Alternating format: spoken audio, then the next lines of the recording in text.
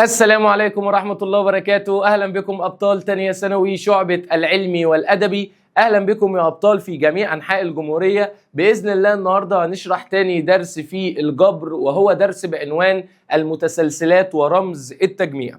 قبل ما نبدأ كده في الشرح ونشوف هنتعامل إزاي، عايز أفكرك بمواعيد نزول الحصص بإذن الله طول الترم.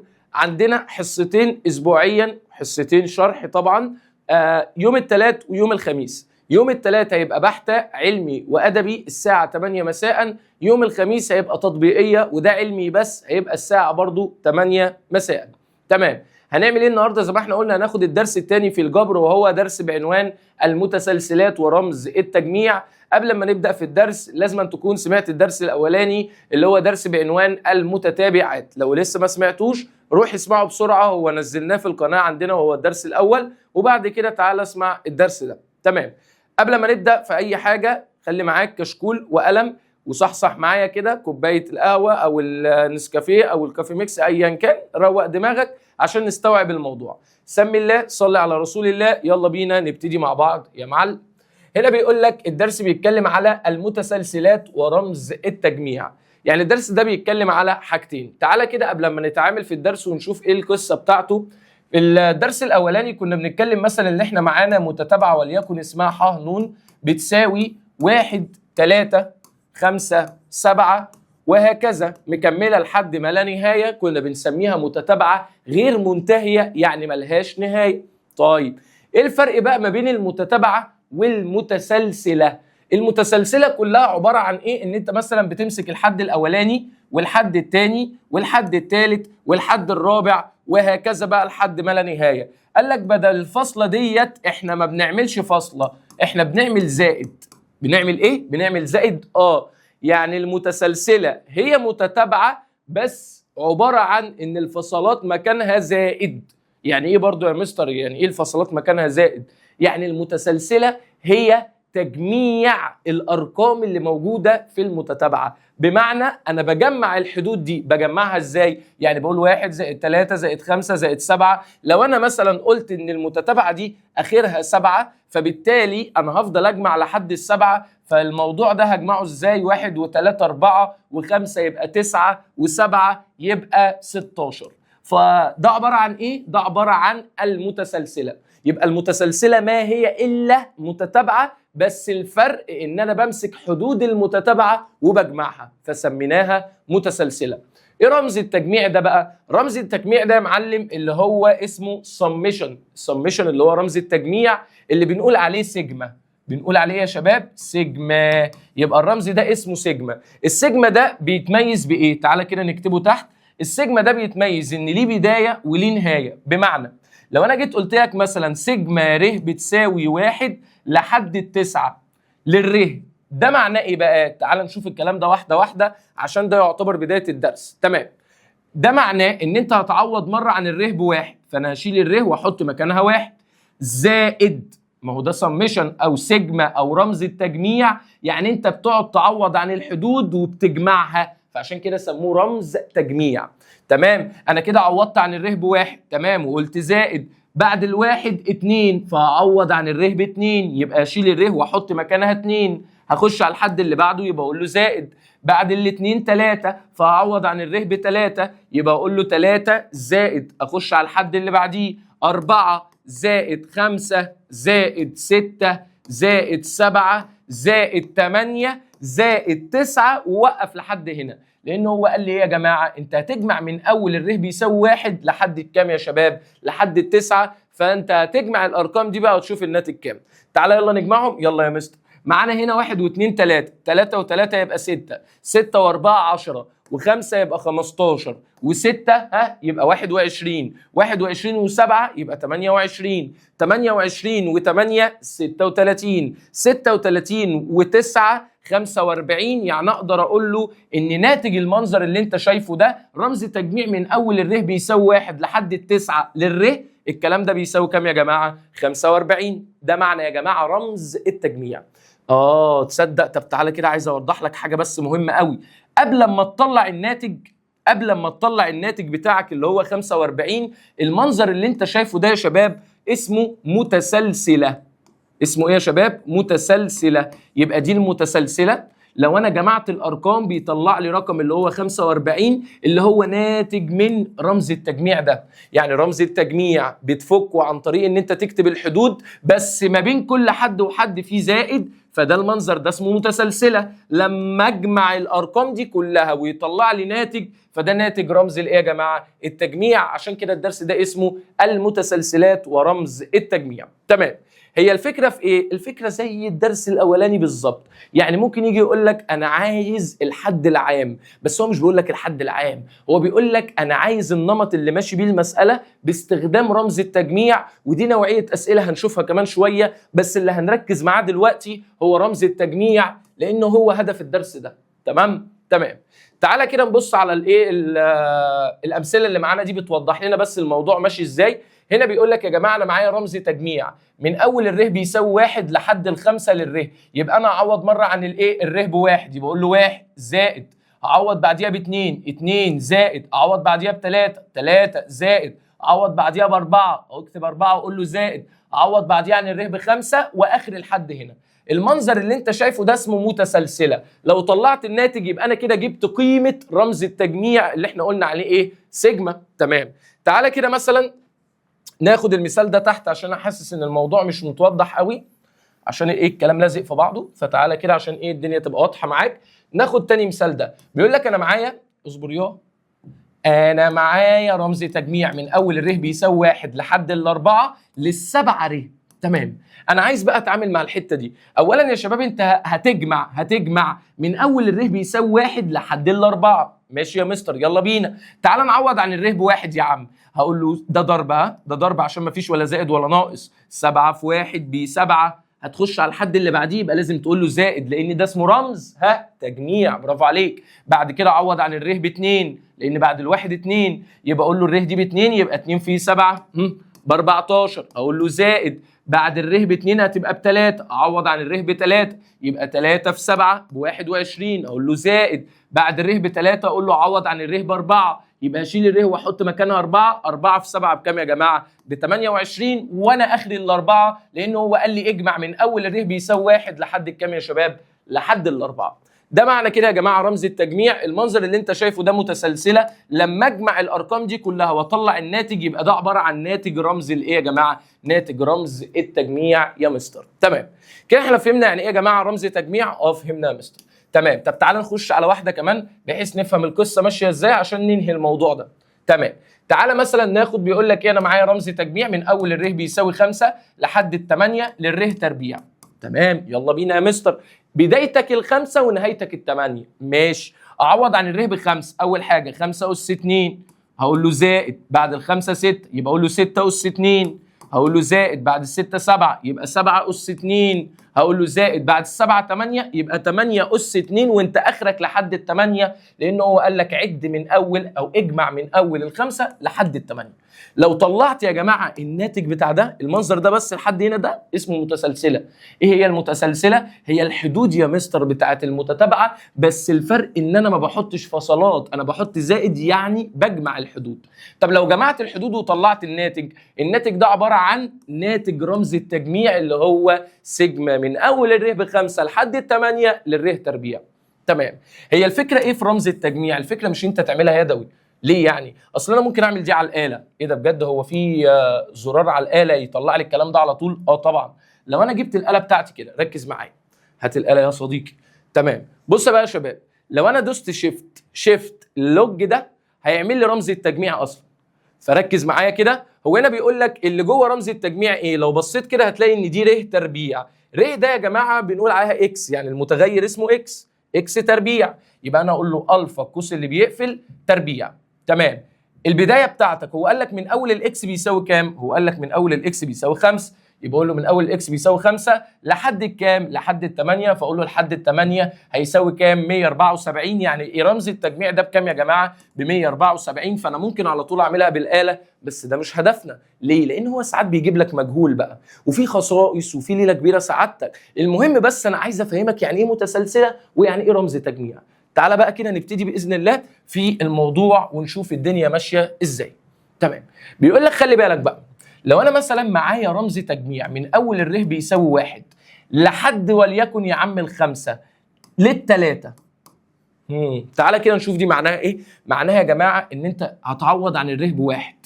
طب هنا اصلا دي 3، هل في ر؟ لا. فلما الر بيساوي 1 فالناتج 3 زائد بعد الر بواحد 2، اعوض عن الر ب2، هل في ر هنا ب2؟ لا في ر اصلا، مفيش ر. المفروض يبقى في ر فهتشيلها وتحط مكانها 2، مفيش ر اصلا يا شباب، يبقى برضو الناتج هيبقى 3 زائد عوض عن الر ب3 يا مستر مفيش ر اصلا فالناتج برضو هيبقى 3 ماشي، عوض عن الر ب4 يا مستر مفيش ر يبقى الناتج برضو 3، هقول لك ماشي، زائد عوض عن الر ب5 وده اخرك لان هو قال لك اجمع لحد الحد الكام؟ الخامس. تمام، برضو مفيش ر فالناتج برضو هيبقى 3. تعالى كده نشوف الناتج ده بكام يا شباب. 3 زائد 3 6 ماشي، 3 زائد 3 6 و3 كمان يبقى 6 و6 12 و3 يبقى 15. يعني الناتج يا جماعه بتاع رمز التجميع ده بكام؟ قال لك ب 15. قال لك طب احنا هنقعد نعمل كده؟ احنا فاضيين يا عم للكلام ده؟ قال لك طب هنعمل ايه؟ قال لك لو لقيت رقم ثابت، رقم ثابت او ثابت في العموم، مش لازم يبقى رقم، يعني ثابت يا جماعه يعني ما فيهوش نفس الحرف. بمعنى مش انا بقول لك عوض عن الر بيساوي 1، لما يبقى فيه ر فهتلاقي الناتج ده بيتغير، لان انت مره هتعوض عنه ب1 مره ب2 مره ب3، مفيش ر اصلا، يعني يعتبر ده ثابت، يعني هيفضل طول عمره 3. تمام. قال لك اول لما تلاقي ثابت جوه رمز التجميع، عشان تطلع ناتج رمز التجميع ده هتعمل حركه جامده قوي، هتمسك النهايه تضربها في الرقم. النهايه بكام؟ 5، هضربها في الرقم اللي هنا او الثابت اللي هنا. 5 في 3 بكام؟ ب15، يبقى الناتج على طول 15، وده نفس الناتج اللي انا طلعته من شويه. فقال لك خلاص احنا هنطلع بقاعده مهمه قوي. ايه هي بقى؟ ركز معايا يا معلم. القاعده دي بتقول لك لو انت بتجيب رمز تجميع لحاجه ثابته، فالفكره كلها ان انت هتمسك النهايه تضربها في الرقم. بمعنى جيت قلت لك رمز تجميع من اول الر بيساوي 1 لحد النون للالف، هسالك سؤال، انت دلوقتي هتقعد تعوض من اول ر بيساوي 1 ر بيساوي 2 ر بيساوي 3 لحد نون دي انا ما اعرفش هي بكام، دي القاعده انا بوصف لك القاعده. قال لك هنا في ر اصلا؟ لا. فلما الر بيساوي 1 هتلاقي الناتج الف، زائد لما الر بيساوي 2 هتلاقي برضو الناتج الف، لما الر ب3 الناتج الف، فبالتالي الف ده ثابت يا شباب، طالما ما فيهوش نفس الحرف اللي هنا يبقى ده ثابت. المهم قال لك لو عايز تجيب رمز تجميع لرقم ثابت هتمسك النهايه تضربها في الرقم، يبقى هضرب النون في الالف تبقى نون الف، هو ده الناتج يا جماعه بتاعي. تمام كده؟ قاعده مهمه والله. طب ماشي، ركز معايا. لو انا جيت قلت لك انا معايا رمز تجميع من اول الر بيساوي 1 لحد ال7 لل3، مستر ده رقم ثابت، رمز التجميع بحله ازاي؟ بمسك النهايه واضربها في الرقم. 3 في 7 او 7 في 3 مش فارقه، اقول له 3 في 7 ب21، يبقى الناتج بتاع رمز التجميع ده يا شباب بكام؟ ب21.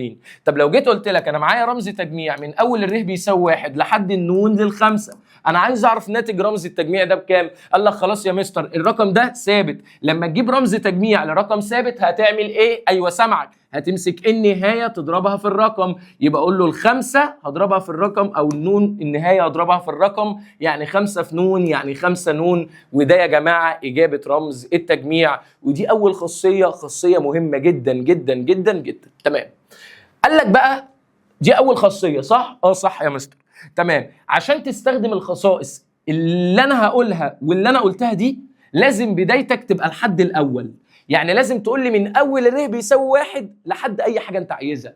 المهم عشان تستخدم اي خاصيه في رمز التجميع ان البدايه بتاعتك تبقى كام يا شباب؟ تبقى 1، دي الفكره كلها. تمام. طب لو مش 1 يا مستر هقول لك هنعمل ايه بالظبط، لا تقلق يا صديقي. تمام. تعالى بقى نمسح الحبشتكنات ديت ونبتدي في الدرس. انا قلت ادردش معاكم شويه بس عشان الموضوع يبقى ماشي في اللذيذ منه كده. احنا خدنا اول خاصيه ان انت لو عايز تجيب رمز تجميع لرقم ثابت هتمسك النهايه وتضربها في الرقم. ماشي يا معلم. طب هنا بقى بيقول لك ايه؟ لو انت عايز تجيب، ركز معايا في القاعده وبعد كده هشرحها لك. لو انت عايز تجيب رمز تجميع من اول الر بيساوي 1، وده اصلا الشرط بتاعك عشان تستخدم الخاصيه، لازم البدايه تبقى عندك 1. قال لك لحد النون، انا ما اعرفش ايه النون ده، للر. قال لك ساعتها بنعملها ازاي؟ اكيد مش هتروح تعوض بايدك بقى، امال هتعمل ايه يا مستر؟ قال لك هتمسك النون اللي هو النهايه، هتضربها في النهايه زائد 1 وتقسم الكلام ده على الاثنين. هو ده الناتج؟ ما فهمتش حاجه يا مستر. تعالى يا قلبي، جيت قلت لك انا معايا رمز تجميع من اول الر بيساوي 1 لحد الخمسة للر. المفروض الطبيعي اللي احنا لسه واخدينها من شويه، اتعوض مع مكان الر بواحد، يبقى اقول له 1 زائد 2 زائد، يلا بقى نفس الفكره، 3 زائد 4 زائد 5، اخرك لحد الخمسه، صح؟ ده كده يدوي، والمفروض هتطلع الناتج، هتجمع الكلام ده وتطلع الناتج. تعالى كده نطلع الناتج، يلا مين يا مستر؟ 1 و2 يبقى 3، 3 و3 6، و4 يبقى 10، و5 يبقى 15، يعني الناتج 15. قال لك طب انا مش هوجع دماغي، امال هنعمل ايه؟ قال لك مش في قاعده بتقول لك لو بتجيب رمز تجميع من اول الر بيساوي 1 لحد الخمسة للر، انا كلامي هنا على الر، لازم تبقى ر ملط كده ما فيهاش اي حاجه، للر بنعمل ايه بقى؟ قال لك هتمسك النهايه تضربها في النهايه زائد 1، النهايه زائد 1، 5 زائد 1 6، وتقسمها على الاثنين. طب يلا بينا نشوف الكلام ده كده، 5 في 6 ب 30، 30 على الاثنين فيها ال 15، فعلا الناتج طلع معايا ب 15 بس من غير ما اعمل كل الحبشتكنات دي. تمام، طب واحده كمان، واحده كمان، احنا طبعا هنحل بس انا بحاول اشرح لك القاعده واثبتها جوه دماغك. فهمنا الجزء ده من الحصه، باقي الحصه هتبقى تافهه. تعالى كده بيقول لك انا معايا رمز تجميع من اول الر بيساوي 1 لحد ال10 يا عم للر، من اول الر بيساوي 1 لحد ال10 للر، اللي جوه رمز التجميع ر بس ملط من غير اي حاجه. قال لك ساعتها بتعمل ايه؟ بدايتك 1؟ قلت له انت ليه بتسالني على ان بدايتي 1 ولا لا؟ قال لك عشان تستخدم اي خاصيه لازم بدايتك تبقى 1. ماشي، انا بدايتي 1 ونهايتي 10 للر. قال لك خلاص ناتج رمز التجميع ده هعمله على الاله يا مستر. طب يا عم اعملها على الاله، بس انا عايز اعملها من غير اله. قال لك هتمسك النهايه في النهايه زائد 1 على الاثنين. تمام كده يا جماعه؟ فيبقى 11 في 10 ب 110 على الاثنين فيها ال 55. لو انا حتى جيت جبتها على الاله كده وقلت له بص انا عايز اعمل شيفت اللوج ده، يعني عشان اعمل رمز تجميع للر يعني للاكس من اول الواحد لحد ال10، الناتج ده بكام؟ قال لك 55، يبقى الناتج 55. تمام، تعالى بقى نكتب القانون تاني بعد ما استوعبناها. قال لك لما الر بيساوي 1 لحد النون، انت بدايتك لازم تبقى 1، نهايتك اي حاجه، المهم اللي جوه ر. قال لك خلاص هتبقى عباره عن ايه؟ النهايه اللي هي النون في النهايه زائد 1 على الاثنين، بس كده، دي اول خاصيه. تمام، حلو الكلام. تعالى كده يا مستر نخش على اللي بعده ونشوف الدنيا ماشيه ازاي. بص بقى هنا بيقول لك انا معايا برضو نفس رمز التجميع اللي انت شفته ده من اول الر بيساوي 1 لحد ال10 بس للر تربيع. يعني اللي جوه رمز التجميع المره دي ر تربيع. ر تربيع يبقى هنستخدم قانون تاني. لو كان ر بس كنا نقول النهايه في النهايه زائد 1 على الاثنين. طيب لو كان ر تربيع يا مستر، قال لك بص الجمال والحلاوه، قال لك هتبقى النهايه في النهايه زائد 1. قال له دي زيها، النهايه زائد 1 10 زائد 1 11.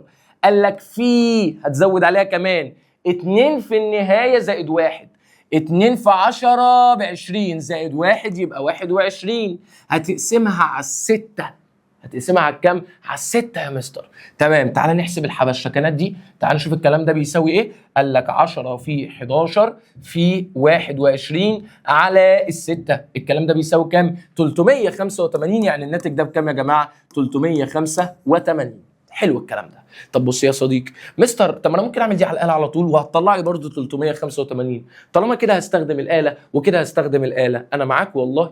بس افرض بقى هو عمل ايه؟ جاب لك سؤال كده كامل وهنشوف الموضوع ده، هفسره لك كمان شويه، ايه رايك عشان ما تتخضش؟ تعالى هفسره لك كمان شويه، تعالى نتمرن بس كمان مره على القانون ده عشان نشوف الدنيا ماشيه ازاي. ماشي يا مستر، تعال نشوف الدنيا ماشيه ازاي. قال لك انا معايا رمز تجميع من اول الر بيساوي 1 لحد الستة، لازم البدايه بواحد، عشان تستخدم اي خاصيه لازم البدايه تبقى بواحد.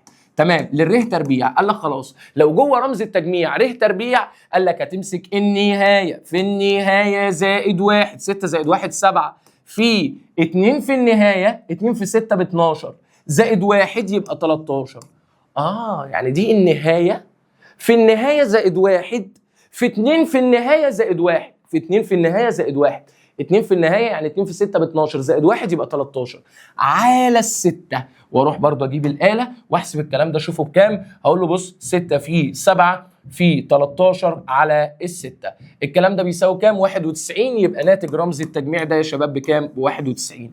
تعال نقول القانون بطريقه الطف. تعالى بنفس المساله. بص هنا بيقول لك ايه؟ لو لقيت جوه ر تربيع فالناتج هيبقى النهايه في اللي بعده اللي هو 7 في مجموعهم 6 زائد 7 13 على الستة.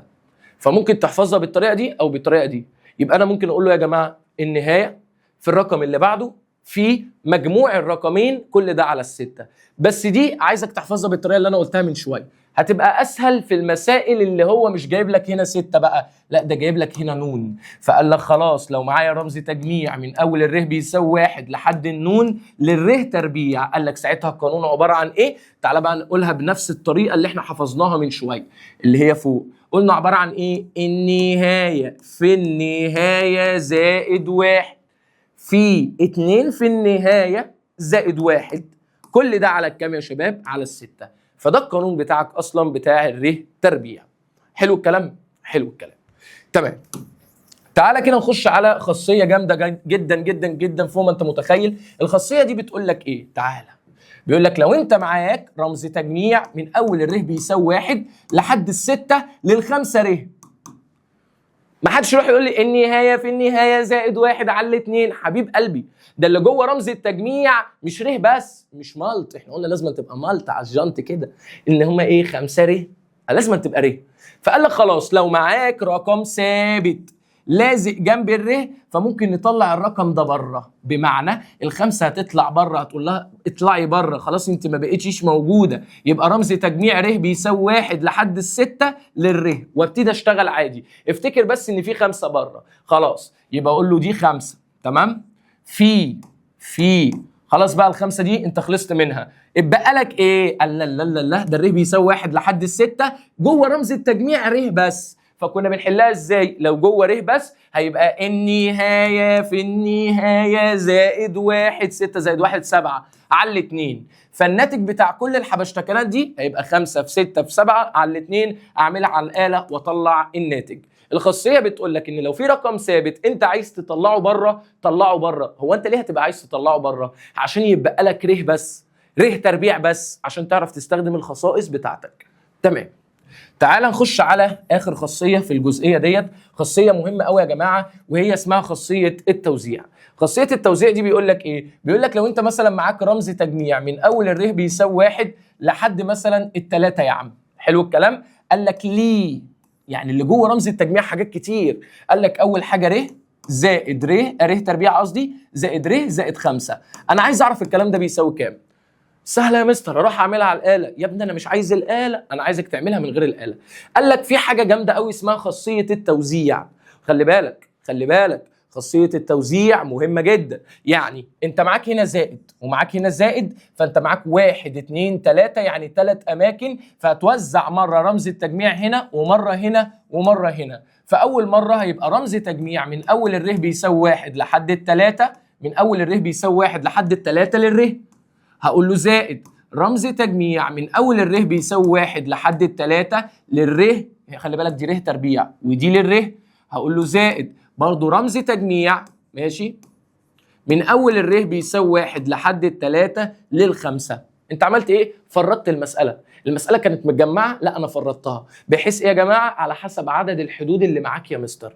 معاك زائد يبقى انت معاك 1 2 3، فهتوزع مره رمز التجميع هنا ومره هنا ومره في الاخر. تمام. تعال نشتغل واحده واحده ونشوف الدنيا هتمشي ازاي. زائد يبقى زائد يبقى زائد.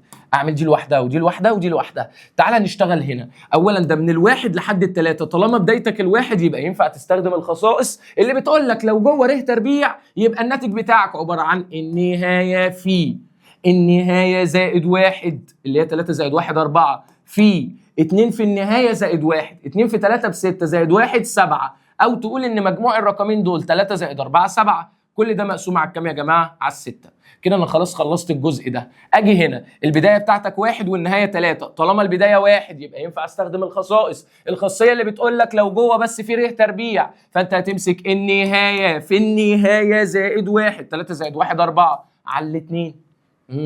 خلاص خلصت دي. زائد ايه ده يا مستر؟ ده انا البدايه بتاعتي 1، ينفع استخدم الخصائص اللي جوه رقم ثابت. قال لك ساعتها اجابه رمز التجميع عباره عن النهايه في الرقم، النهايه في الرقم. يبقى 3 في 5 بكام؟ ب 15. او ممكن اكتبها 3 في 5 عشان تبقى عارف انا فكيتها ازاي. فانا كده خلصت الكلام ده. اقول له كل الكلام ده بيساوي، اعملها على الاله يا قلبي، خلصت المساله. ودي خاصيه مهمه جدا اسمها خاصيه التوزيع. تمام. تعال بقى نبتدي نشوف الدنيا بتتعامل ازاي. افرض يا مستر، افرض يعني جبت لك كده قلت لك انا عايز رمز تجميع من اول الر بيساوي 1، بلاش من اول الواحد، من اول الخمسة يا عم لحد ال10 للر. خلاص يا مستر ده ر بس، يبقى النهايه في النهايه زائد 1. 10 زائد 1 11 على الاتنين. هقول لك غلط. ليه؟ قلت لك عشان تستخدم خاصيه التوزيع او خصائص، قصدي رمز التجميع. عشان استخدم خصائص رمز التجميع لازم البدايه بتاعتي تبقى 1. طب هل البدايه هنا بتاعتك 1 يا جماعه؟ لا، ده البدايه 5. قال لك خلاص الكلام ده غلط، لازم البدايه تبقى ب1 عشان اعرف اتعامل. قلت له لازم يعني البدايه تبقى ب1؟ قلت لك اه. طب ده معناه ايه؟ من اول ال5 لحد ال10. يعني انت عايز تجمع الحدود من اول الحد الخامس لحد الحد العاشر. بص انت بدايتك عايزها تبقى ب1، يبقى انا هجيب يا جماعه من اول الواحد لحد ال10. يا مستر بس انا مش عايز من اول الحد الاول لحد الحد العاشر، ده انا عايز بس من الخامس للعاشر. هقول لك بص، اللي انت عايزه من الخامس لحد العاشر، صح؟ قلت لك اه. قول لي صح يا ايوه، انت عايز من اول الخامس لحد العاشر. كلام جميل وزي الفل. فانا هعمل حركه جامده جدا، هقول له انا هجيب رمز تجميع من اول الواحد لحد ال10، يعني من اول الحد الاول لحد الحد العاشر للايه؟ انت كتبت لي الايه؟ الر. يبقى اجيب من الواحد لل10 وهنقص منها من الواحد لحد ال4. يبقى هجيب برضو مجموع الحدود من اول الحد الاول لحد الحد الرابع. فبالتالي ايه؟ انا جمعت من اول الحد الاول لحد الحد العاشر، طرحت منه او شلت منه او حذفت منه من اول الواحد برضو لحد ال4. فاللي هيبقى لي كام؟ من ال5 لل10. يعني انت ضحكت عليه؟ طبعا ده للره يا شباب. ليه بتعمل كده؟ عشان اقدر استخدم الخصائص. طب يا مستر ما اروح اعملها على الاله. يا ابني دي بسيطه. افرض قلت لك اجمع من الحد العاشر لحد الحد المليون، هتعملها ازاي؟ خلاص بص يا مستر، انا كل اللي عليا ان انا عشان استخدم الخصائص لازما بدايه الحد بتاعتي او بدايه رمز التجميع تبقى الحد الاول. لو مش الحد الاول هتروح تعمل الايه؟ الخدعه دي. طب يا مستر انا الصراحه ما فهمتش الخدعه دي. هقول لك ماشي يا عم، تعالى نفهمها تاني بطريقه تاني. بص يا حبيبي، انا جيت دلوقتي مثلا قلت لك انا عايز اعمل رمز تجميع من اول الر بيساوي 3 لحد ال10 يا عم للر تربيع. طبعا يا شباب بدايتك مش الواحد، فما ينفعش استخدم الخاصيه اللي بتقول لك النهايه في النهايه زائد 1 في 2 في النهايه زائد 1 على 6. ما ينفعش استخدمها، لازم الاول تبقى بدايته 1. خلاص بص بقى الحركه والبصمجه الجميله ديت انا حاولت افهمها لك من شويه، لكن دي يا جماعه لو بدايتك مش واحد فانت هتعمل رمز تجميع ناقص رمز تجميع. دايما لو بدايتك مش 1 هتقول رمز تجميع ناقص رمز تجميع. اول رمز تجميع بدايتك تبقى ب1، وتاني رمز تجميع بدايتك تبقى ب1. يا ابني ما انت عامل الهليله دي عشان تبقى بدايتك 1. تمام. هنا ر تربيع يبقى اقول له ر تربيع، وهنا ر تربيع. بص بقى الطريقه الجامده دي، ده من الواحد لحد النهايه اللي هي 10. ده من الواحد لحد قبل البدايه برقم، قبل الثلاثه برقم، يعني قبل الثلاثه ب1 يعني الاثنين. بس كده. مش دي اللي عملناها من شويه؟ تعالى نعملها بالعقل. هو عايز من الحد الثالث لحد الحد العاشر، فانا هجيب من الاول للعاشر هجمع الحدود كلها من الاول لحد العاشر، بس هطرح منها من الاول لحد الثاني.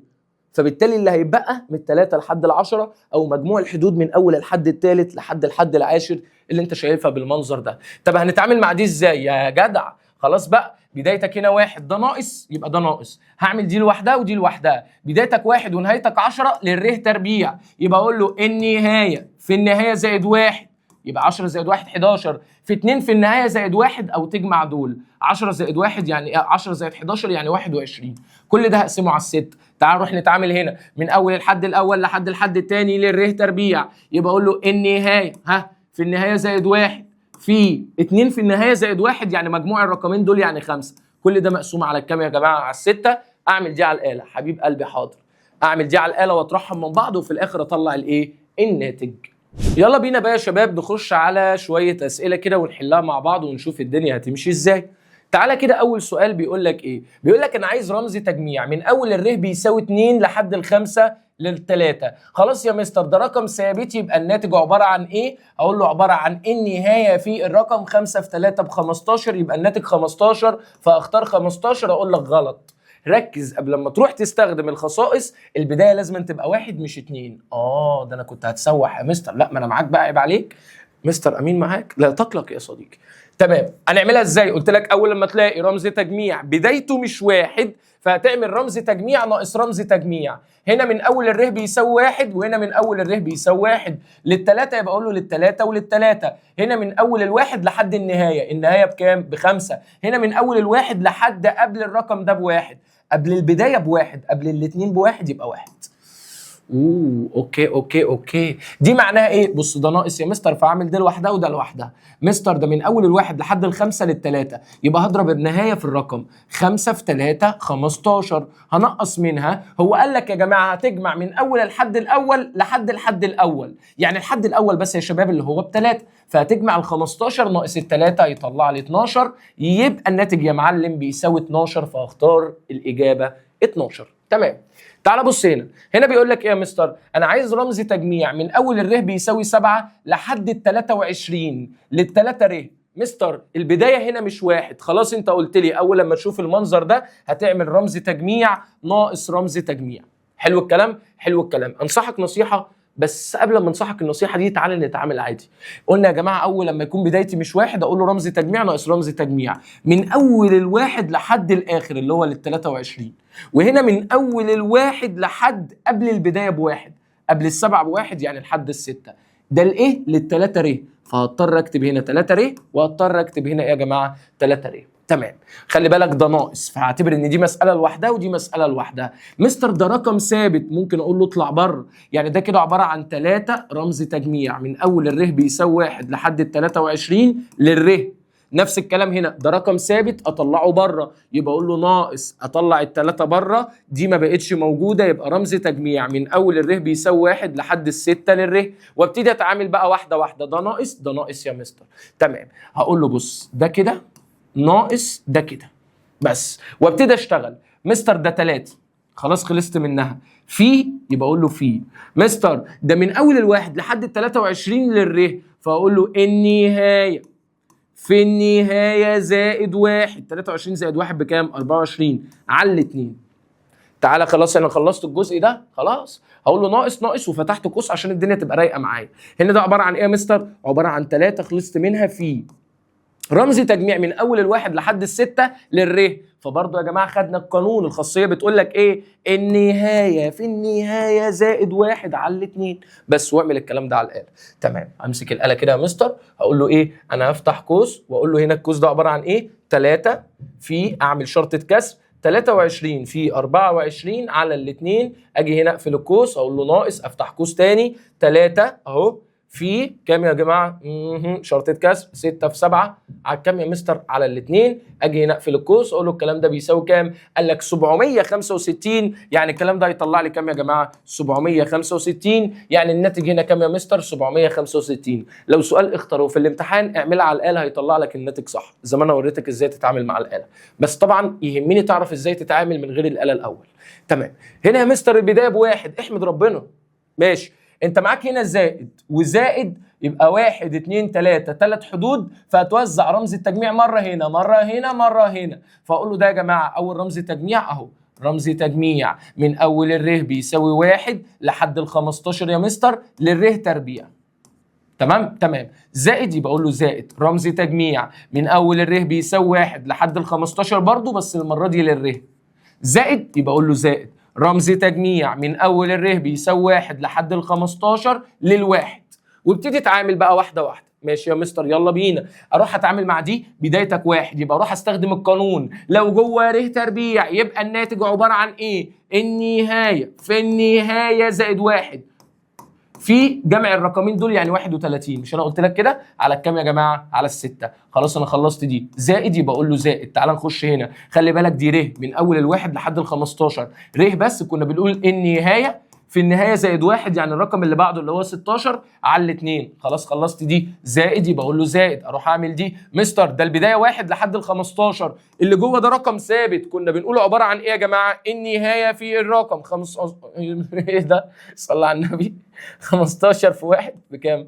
ب 15. بقي وقف لوحده. ماشي. بعد كده اجيب الاله واحسب الكلام ده. تمام. اعمل شرطه كسر واقول له يا جماعه 15 في 16 في 31 على الستة. تمام. هقول له زائد زائد يو. بعد كده شرطه كسر 15 في 16 على الاثنين، هقول له زائد 15.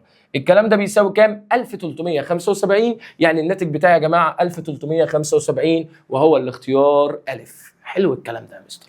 طب تعال نخش هنا، تعال نخش هنا يا قلبي. بص بقى هنا الناس اللي بتقول لك طب ما اعملها على الاله، دي هتعملها على الاله ازاي؟ هنا بيقول لك رمز تجميع من اول الر بيساوي 1 لحد النون 100 ناقص 4 ر، كل ده بيساوي صفر. يا حبيب قلبي هتعملها ازاي؟ فلازم تبقى عارف الخاصيه. بدايتك طبعا هنا 1 فالحمد لله، هنا ناقص صح؟ ايوه يا مستر. يبقى اوزع رمز التجميع مره هنا ومره هنا، يبقى اقول له ده رمز تجميع من اول الر بيساوي 1 لحد النون للايه؟ لل100 ناقص رمز تجميع من اول الر بيساوي 1 لحد النون للايه؟ لل4 ر. كل ده بيساوي كام يا جماعه؟ بيساوي صفر. طب اقول لك على حاجه، بيساوي صفر دي بتحل لك المعادله، يعني دي هتبقى معادله يعني ايه الكلام ده؟ تعالى ما نسبقش الاحداث. هنا من اول الر بيساوي 1 لحد النون لرقم ثابت، يبقى دي عباره عن النهايه في الرقم، يبقى 100 في نون ب 100 نون. خلاص خلصت دي. هقول له ناقص هنا من اول الر بيساوي 1 يا مستر ده رقم، الرقم ده حبيب قلبي ممكن اقول له اطلع بره يبقى ده 4 هنا اهو، يبقى ده 4 في عشان ده ضرب فخلصت من الكلام ده. من اول الواحد لحد النون للر فده عباره عن ايه؟ النهايه في النهايه زائد 1 على الاثنين يا قلبي. يبقى انا خلصت دي. كل ده بيساوي كام يا شباب؟ بيساوي صفر. تمام. يبقى يا مستر ده 100 نون ناقص 4 على الاثنين فيها الاثنين نون في نون زائد 1، كل ده بيساوي صفر. تعالى بقى نبتدي نحل المعادله دي ونشوف الدنيا هتمشي ازاي. حبيب قلبي هناك 2 نون، تعالى نمسح دي بقى كده عشان نخلص بس منها. انا معايا 2 نون مضروبه في نون زائد 1، فاضرب الاثنين نون مره هنا ومره هنا، فده عباره عن ايه يا مستر؟ عباره عن 100 نون ناقص 2 نون في نون ب 2 نون تربيع. تمام. سالب في موجب بسالب، اضرب الاشاره الاول، و2 نون في 1 ب2 نون. كل ده بيساوي كام يا جماعه؟ كل ده بيساوي صفر. فاقدر اقول له ايه؟ بص يا مستر، سالب 2 نون تربيع اهي، سالب 2 نون تربيع. خلاص انت خلصت دي. 100 نون هنقص منها 2 نون يبقى موجب 98 نون، موجب 98 نون. كل ده بيساوي كام يا جماعه؟ صفر. احل دي ازاي؟ الاقي الناس وصلت لحد هنا ومش عارفه تحل. تعالى يا قلبي، عيب عليك اللي انت بتقوله ده، عيب والله. ازاي وصلت لحد هنا ومش عارف تحل؟ تعال نمسك دي. انت معاك زائد، اتفقنا لما يكون معاك نفس الحاجه نون ونون ما بينهم زائد اسحب عامل مشترك، فانا هاخد النون عامل مشترك. اصبر، ده مش النون بس، مش انت معاك هنا يا مستر سالب 2 وهنا 98؟ ايوه. قال لك خد اصغر رقم عامل مشترك. اصغر رقم سالب 2، يبقى انا هاخد السالب 2 عامل مشترك. يبقى انا بقى ككل خدت ايه؟ سالب 2 نون عامل مشترك. اول لما تاخد عامل مشترك بتفتح قوس. تمام. ابتدي اقسم المساله بقى جزء جزء على العامل المشترك ده. سالب 2 على السالب 2 طارت، نون تربيع على النون هيبقى لي نون واحده. تمام. تعال نخش على الناحيه الثانيه، موجب على سالب بسالب. تمام. 98 على الاثنين، 98 على الاثنين فيها مستر ال 49. تمام. نون على نون طارت او اقفل القوس. كل ده بيساوي كام يا جماعه؟ صفر زي ما احنا قلنا. عندي ده مضروب في ده والحاجتين بيساوي صفر. ده معناه يا اما الاولاني بيساوي صفر ومنها هقسم على السالب 2 يمين وشمال يبقى النون بيساوي صفر.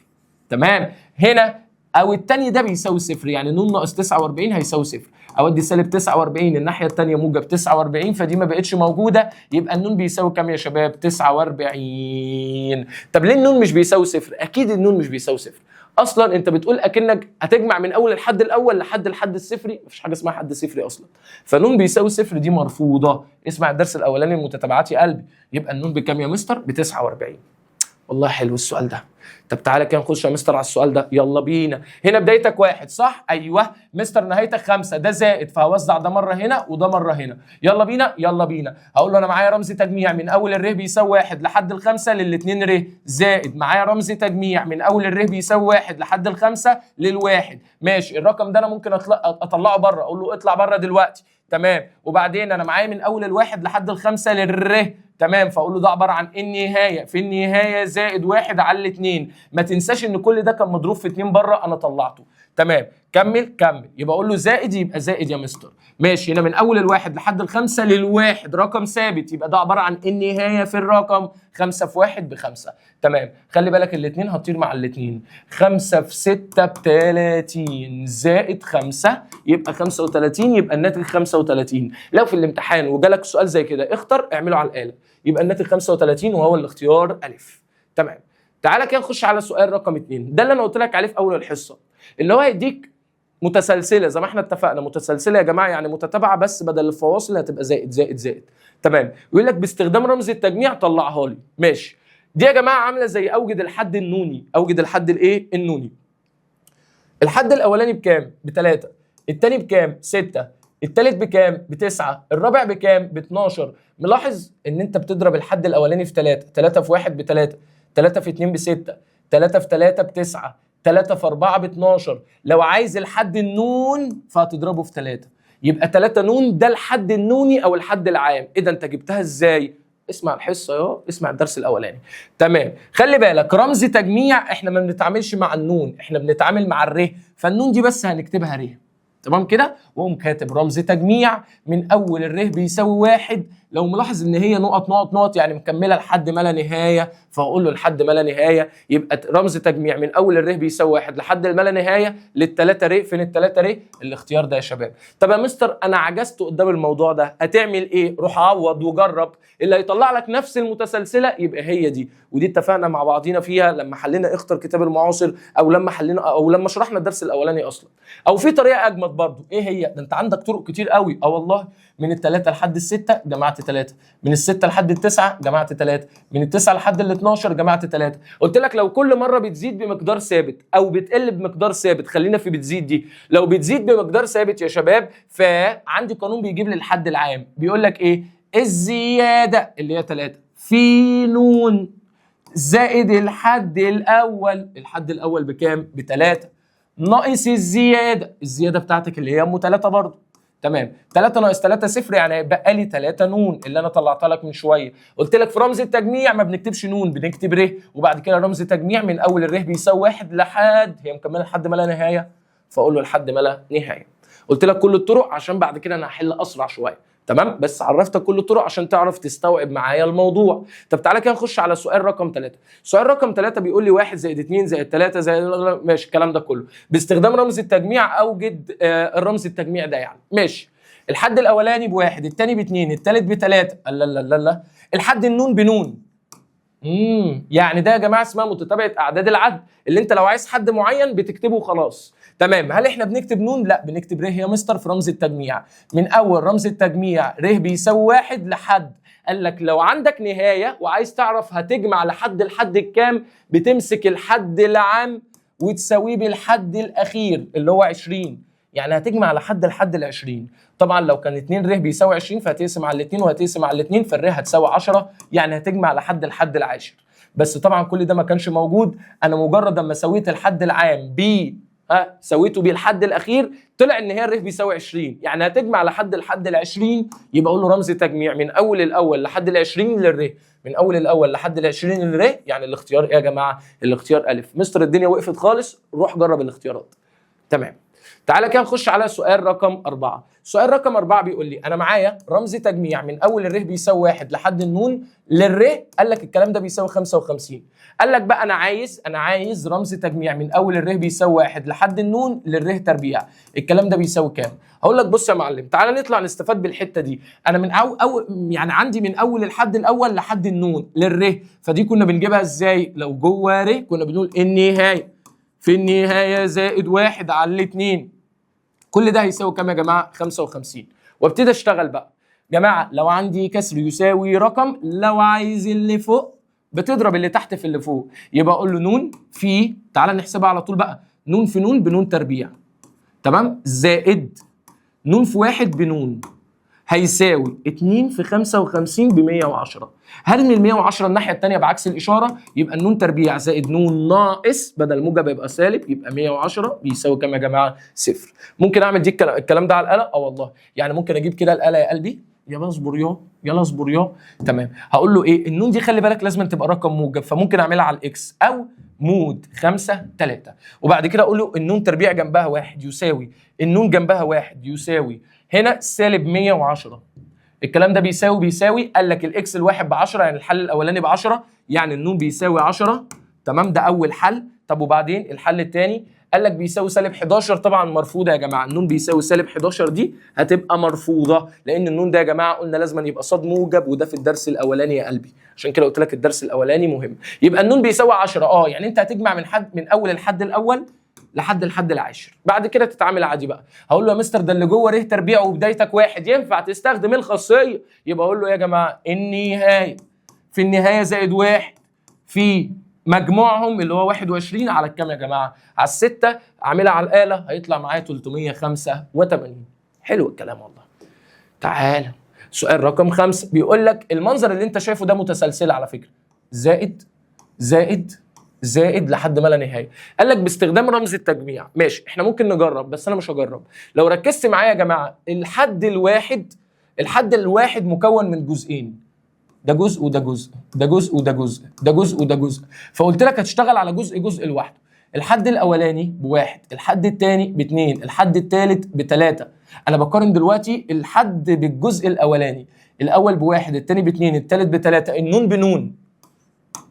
كده انا خلصت من الجزء الاولاني. طب هقارن بقى الجزء الثاني، الحد الاولاني باثنين، ايه ده انا جمعت على الواحد واحد طلع لي 2، جمعت على الاثنين واحد طلع لي 3، جمعت على الثلاثه واحد طلع لي 4، هجمع على النون واحد هيطلع لي الجزء الثاني. طب هو انت ليه عملت قوس؟ لان ده ضرب، ما اللي ما بينهم ضرب اهو. طب ما فهمتهاش؟ الدرس الاولاني شرحتها بالتفصيل والله. تمام.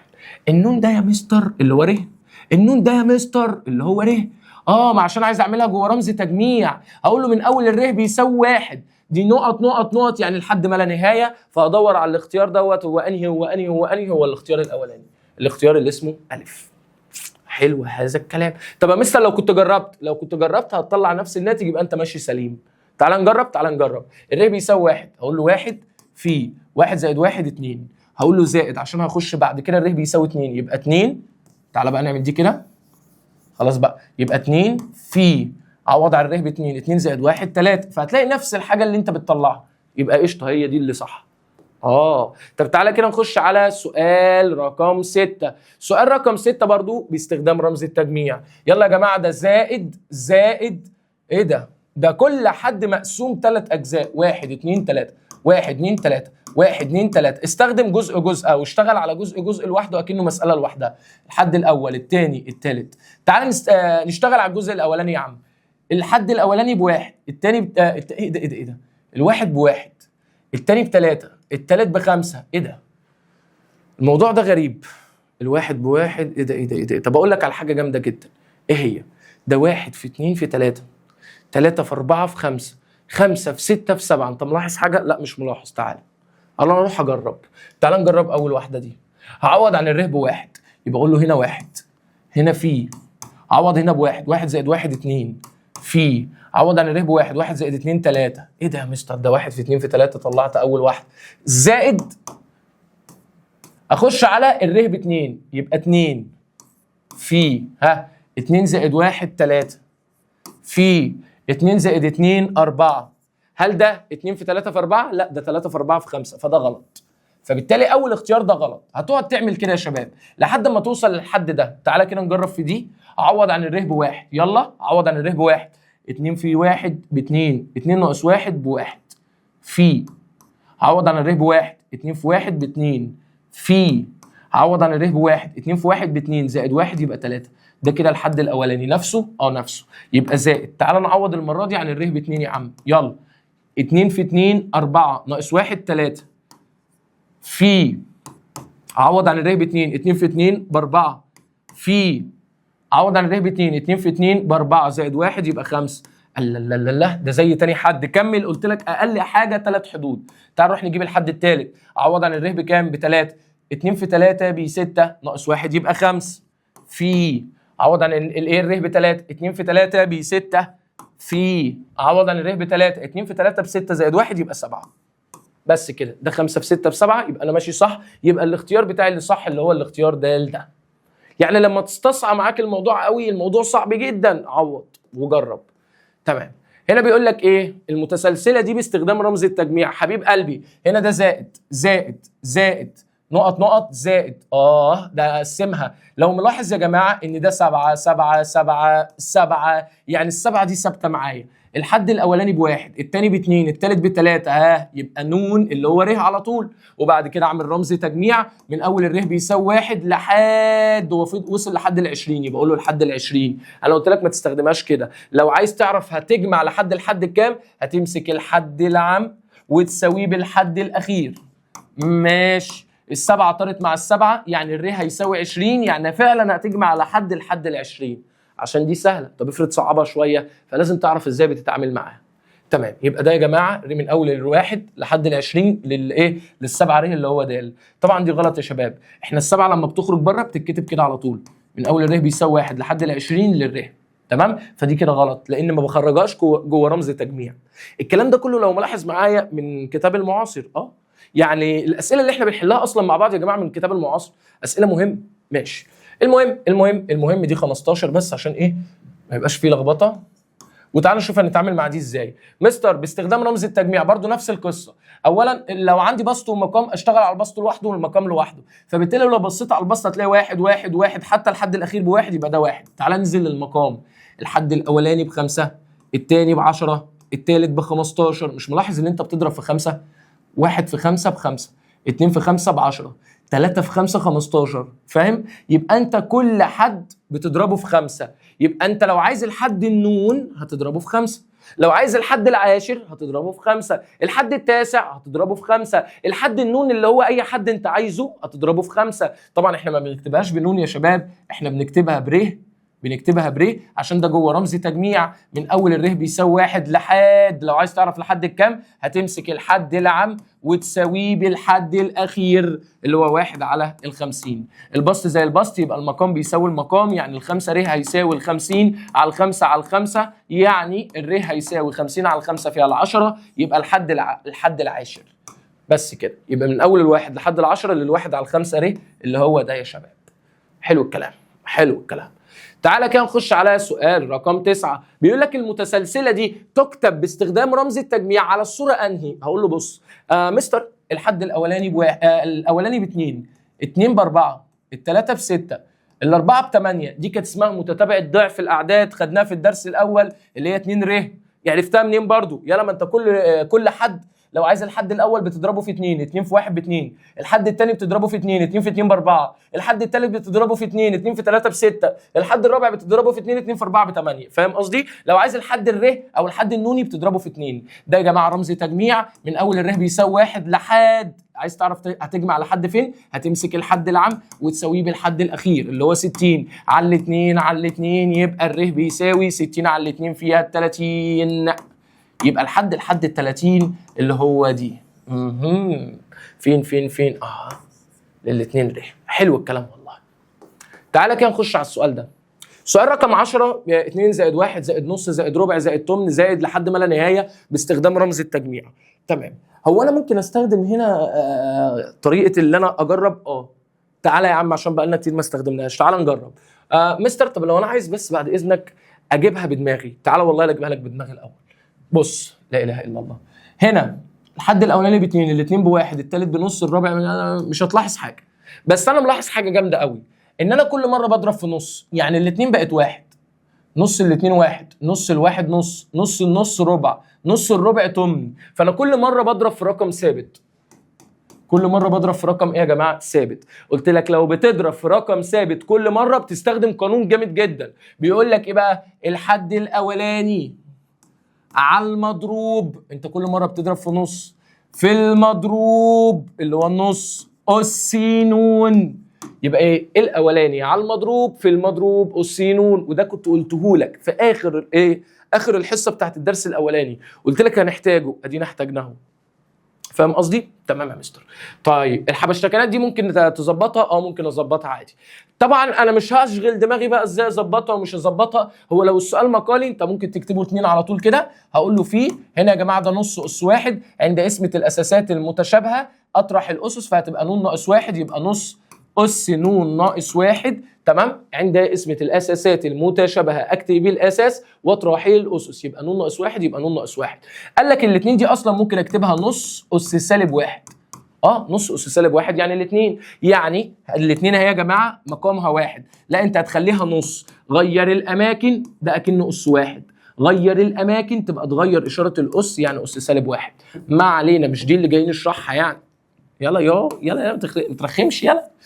تمام. قال لك بقى خلاص عند ضرب الاساسات المتشابهه نكتب الاساس ونجمع الاسس، يبقى هجمع الاس ده زائد الاس ده فهيطلع لي النون مش شبههم فهتنزل سالب واحد سالب واحد يعني سالب 2، فالناتج ده يا شباب بتاعي يعني ده يا مستر رمز التجميع. بس اصبر ده نص صح؟ اس النون هتبقى ر ناقص 2 جوه رمز التجميع من اول الر بيساوي واحد، خلي بالك ده نقط نقط نقط نقط يعني لحد الما لا نهايه، فده الاختيار بتاعي اللي انت لو كنت جربته كان هيطلع معاك على طول. يبقى من اول الر بيساوي واحد لحد الما لا نهايه، ليه؟ للنص اس ر ناقص 2. مستر انت متاكد من اللي انت بتقوله ده؟ تعال نجرب. عوض عن الر بواحد، واحد ناقص 2 يعني سالب واحد، نص اس سالب واحد يعني 2. عوض عن الر ب 2، 2 ناقص 2 صفر، اي حاجه اس صفر يبقى الناتج واحد.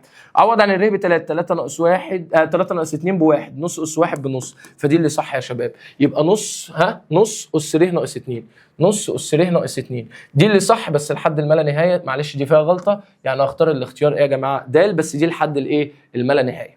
طيب زي الفل. تعال نخش على السؤال ده. بص يا شباب السؤال ده خاصيه مهمه قوي، خدناها على فكره، دي بتاعت المتتابعه المتذبذبه، لما كنت باجي اقول لك سالب واحد اس ن غير سالب واحد اس ن زائد واحد، قلنا الجزء ده بنزوده في الحد العام او الحد النوني عشان لو عايز الاشارات كل مره تتغير، موجب سالب موجب سالب او سالب موجب سالب موجب. قال لك لو على حسب البدايه، انت عايز البدايه بتاعتك تبقى سالب، البدايه بتاعتك تبقى سالب، تبقى سالب واحد اس ن بس، يبقى كده البدايه بتاعتك سالب. طب لو عايز البدايه بتاعتك موجب يبقى سالب واحد اس ن زائد واحد. طيب ما علينا، اللي جابها لي دي سالب واحد اس ن، تمام.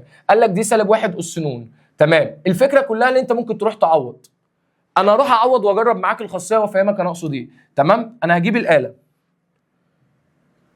هات الاله كده يا مستر واقول له ده امسح شيفت 9 1 يساوي تعالى نعملها على الاله رمز تجميع للسالب واحد اس انا عملت قوسين صح؟ معلش سالب واحد، معلش تعالى كده، ماي جاد ماشي.